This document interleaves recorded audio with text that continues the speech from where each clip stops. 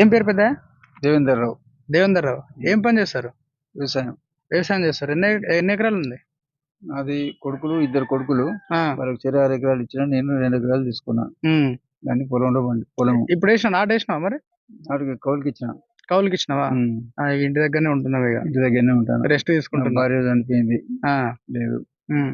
ఇక నేను ఇంటికనే ఉంటాను. నా కొడుకులు కూడా ఇక్కడ ఉండరు, వాళ్ళు కూడా కౌలుకి ఇస్తారు. ఇప్పుడు రైతు బంధు వచ్చిందా? రైతు బంధు వచ్చింది, పాతదే.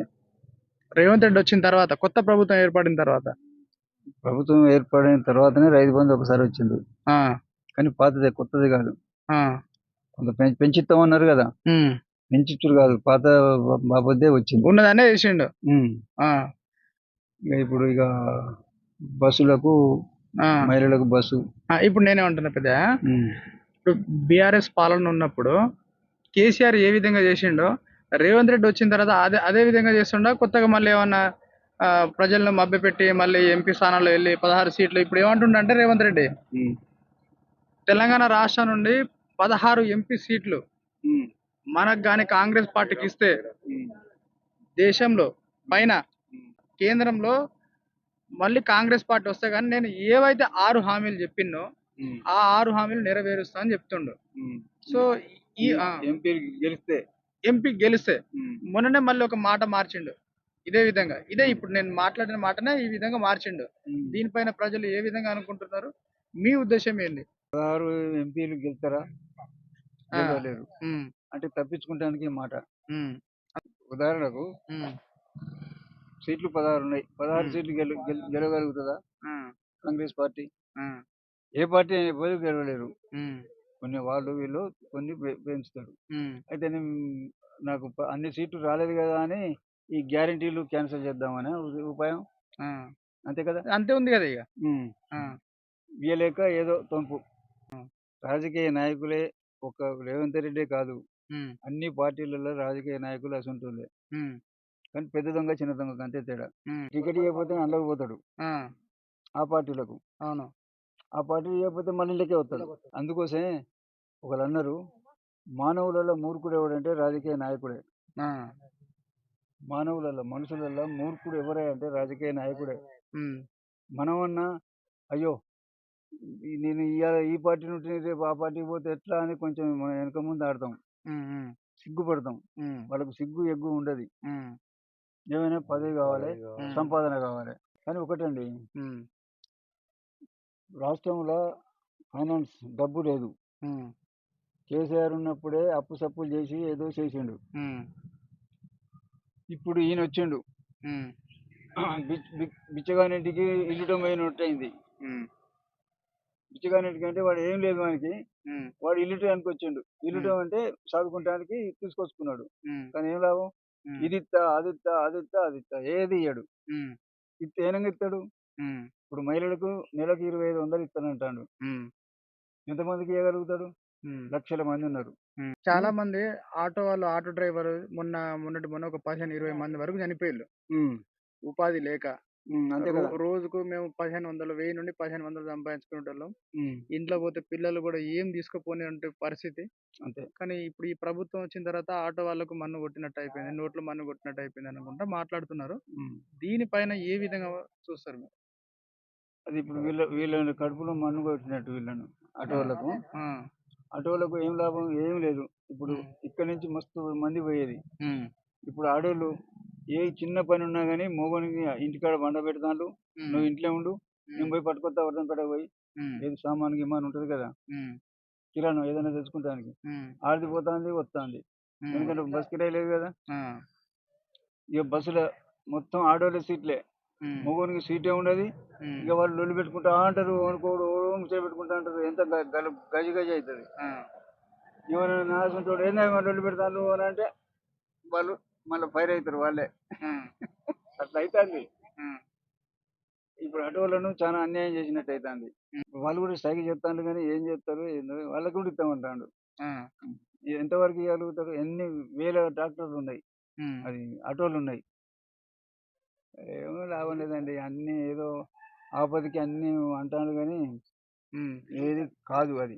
కోమటిరెడ్డి వెంకటరెడ్డి ఒక మీటింగ్ పెట్టినప్పుడు ఏమని ప్రస్తావించిందంటే, ఇప్పుడు మాలాంటి వాళ్ళు మీడియా వాళ్ళు కానీ చుట్టుపక్కల ఎవరన్నా ఉన్న వాళ్ళు కోమటిరెడ్డి వెంకటరెడ్డి మినిస్టర్ గారిని ఏమని అడిగిలంటే, రైతు బంధు రావట్లే అని చాలా మంది అన్నారు. మీరు 9వ తారీఖు వచ్చిన తర్వాత రైతు బంధు అందరికీ యథావిధంగా ఏ విధంగా ఉందో ఆ పాలసీ ప్రకారం మేము అందరికీ ఇస్తామని చెప్పిండు. ఉమ్. సో ఆ రోజు ఈ ప్రస్తావన ఏమైతే మాట్లాడిల్లో ఉమ్. ఇట్లా అడిగినందుకు రాని వాళ్ళను చెప్పు తీసి కొట్టండి ఆ విధంగా మాట్లాడుకుంటూ వచ్చిండు కోమటిరెడ్డి వెంకటరెడ్డి. ఇంకోరెడ్డి. ఈ విధంగా మాట్లాడిండు. దీనిపైన రైతులను మరి చెప్పు తీసి కొడతామన్నాడా, లేదంటే ఆ, పార్టీ అధికారులను దీన్ని ఏ విధంగా చూస్తారు మీరు? ఆయన అన్నదేంది, రైతుని కొడుతున్నాడా అసలు నాయకుడిని కొట్టు అన్నాడా? రైతులను చెప్పు తీసి కొట్టాలి రాని వాళ్ళని అనేసి మాట్లాడిండు. అది తప్పు కదా, ఆ, పొరపాటు అది, అట్లా అనొద్దు. ఆ, వెనక ముందు వస్తుంది బిడ్డ అని చెప్పాలి కానీ ఆ, చెప్పు తీసుకొని ఆ, ఒక- కొట్టు అనొచ్చునా? ఆ, అంత దుర్మార్గులండి. ఫ్రీ బస్సు ఇప్పుడు ఇక అనవసరం అది. ఉమ్, కోట్ల రూపాయల నష్టం ఇప్పుడు ఉమ్, ఆర్టీసీకి. ఉమ్, ఆర్టీసీ ఇదివరకే బాకీలు ఉన్నది, ఉమ్, ఫైనాన్స్ లో ఇప్పటికే వెనుకకున్నది, ఇంకా ఇప్పుడు కోట్ల రూపాయలు ఖర్చు. ఉమ్, ఏ బస్సు మొత్తం 3 పాలు ఆడోళ్ళు ఉంటాను, ఒక పాలు మగోళ్ళు ఉంటాను బస్సులో ప్రతి. ఉమ్, ఉమ్, అది వేస్టే అది. ఉమ్, కానీ వేస్ట్ అంటే మనకి మహిళలకు కోపం వస్తుంది. ఉమ్. ఇప్పుడు జనాల్లో మళ్ళీ ఏమన్నా మార్పు వస్తా అంటున్నారా? ఇప్పుడు ఎంపీ సీట్లు 16కి ఇస్తే గానీ మేము 6 గ్యారెంటీలు అమలు చేస్తామనేసి మళ్ళీ మాట మార్చిండు ఇదే రేవంత్ రెడ్డి గారు. అది మాట సో మార్చే కొరకే తప్పించుకునేటానికే, కానీ అన్ని సీట్లు రావు. ఏ ఉమ్, పార్టీకి రాదు, ఆ, బీజేపీకి రాదు, కాంగ్రెస్ కు రాదు, ఆ, ఏ పార్టీకి రాదు. ఉమ్, వాళ్ళకు రెండు వస్తే రావచ్చు, ఉమ్. కానీ కష్టం అది. ఇప్పుడు గతంలో కేసీఆర్ పరిపాలన చూసిళ్ళు, మనం ఇప్పుడు రేవంత్ రెడ్డి పరిపాలన చూస్తున్నాం. కేసీఆర్ ఉన్నప్పుడు 10 సంవత్సరాలు ఏ విధంగా చూసిండో మనకు తెలుస్తా ఉంది. ఉమ్. మనం కళ్ళారా చూస్తున్నాం. అంతే. ఇప్పుడు రేవంత్ రెడ్డి వచ్చిన తర్వాత గతంలో బీఆర్ఎస్ పార్టీ ఉన్నప్పుడు ఇదే కేసీఆర్ ఉన్నప్పుడు 24 గంటలు కరెంటు కానీ ఉమ్. అవును. యథావిధంగా ఎక్కడ ఏం లేకుండా మనకు రైతులను మాత్రం మంచి ఒక ఆపదలా కాపాడుకున్నాడు. కాపాడిండు. ఇప్పుడు ఇదే రేవంత్ రెడ్డి వచ్చిన తర్వాత ఉమ్. 24 గంటలు కరెంట్ అన్నాడు, మళ్ళీ ఆ, మళ్ళీ తర్వాత 3 గంటలు కరెంట్ అన్నాడు. దీనిపైన ఏ విధంగా ఉంది? ఇప్పుడు మాకైతే ఇప్పుడు మేము టీవీ లోపల ఆన్ చేయాలంటేనే ఒక 10 నిమిషాలకు 20 నిమిషాలకు పోతూనే ఉంది. అంతే. ఒక రోజుకు ఒక 10 15 20 సార్లు పోతూనే ఉంది. పోతాంది. ఇప్పుడు మనకి ఎట్లా ఉంది ఇక్కడ పరిస్థితి? ఇక్కడ కరెంట్ సరిగ్గా వస్తలేదు, ఉమ్, ఎప్పటికి బంద్ అవుతుంది మళ్ళీ వస్తుంది. అదే ఉమ్, బాబు, ఉమ్, ఇట్లా బంద్ అవుతుంది వస్తుంది.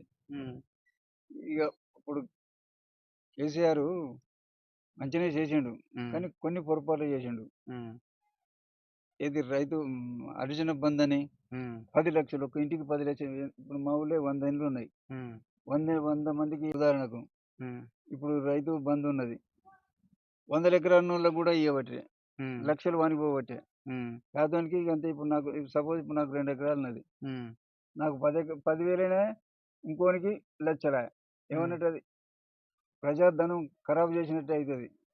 అందువల్ల కోపం చేసే టీఆర్ఎస్కు ఈసారి ప్రజలు ఓటేయలే. ఉమ్, మంచిగా చేసిండు ఆయన, ఉమ్, కానీ కొన్ని పొరపాట్లు అధికం చేసిండు. ఉమ్, ఇక దానికి ఉమ్. ఉపయోగించి నేను 6 గ్యారెంటీలు పెడతా అని ఇది అది అది అని అన్ని ఆ గ్యారెంటీలు జనాల్ని మభ్య పెట్టించి ఇప్పుడు వీడు గెలిచిండు. గెలిచిండు. ఇంకా అది ఇప్పుడు చూస్తే ఏం లేదు. ఇప్పుడు ఇంతవరకు ఏం లేదు. ఆ, 2 గ్యారెంటీలు వచ్చినాయి, ఉమ్, బస్సులను ఈ రాజీవ్ హాస్పిటల్. ఉమ్, ఇంకోటి ఇప్పుడు ఇంకా ఇంకా 2 వచ్చినాయట. ఉమ్, ఏంటిది, గ్యాస్ 5,000 ఉమ్, 500. ఉమ్. ఇంకొకటి మళ్ళీ మహిళలకు ఒకటి 2,000 కాకుండా 4,000 పెన్షన్ చేస్తామని చెప్పిండు. చెప్పిండు కానీ ఇంతవరకు రాలేదు. ఆ, ఇప్పుడు ఇదే ఇంకొక 10-15 రోజులలో గ్యాస్ దున్ను అది వస్తుందట.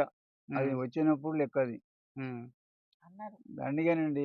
అది ఇప్పుడు పరిపాలన మనం అనుకోవచ్చా? గతంలో 10 సంవత్సరాల కింద ఏ విధంగా ఉందో కాంగ్రెస్ పరిపాలన మళ్ళీ అదే ఇదా విధంగా అదే అదే పొజిషన్ వచ్చిందని అనుకోవచ్చా?